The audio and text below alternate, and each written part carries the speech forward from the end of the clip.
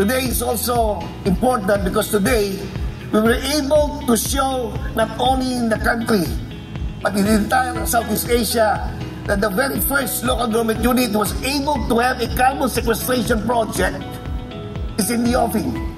Ito po ang ating pinagtabuhan noong panahon pa ng pandemya. We were able to show that even at the time of pandemic, we can do something if only we will put our hearts and mind on something that we would like to assist our province. Ito pong carbon sequestration project, ngayong araw na ito, tayo lang po sa Southeast Asia na lokal na pamahalaan ang nagkaroon po ng pagkakataon na magkaroon ng carbon sequestration project.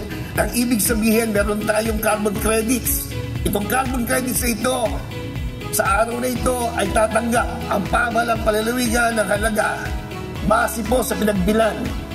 Base po doon sa ginawa nilang assessment kung ilan po ang naitutulong ng pamahalang palalawigan na bawasan at ipanatili po ang magandang hangin ng ating kalikasan. It is historical because the byproduct of this particular endeavor, yung biochar po, tayo lang ang meron. At yung biochar ito, even the IRI, International Rice Research Institute, ay nandito sa Nueva Ecija and looking at the process by which we're able to produce biochar.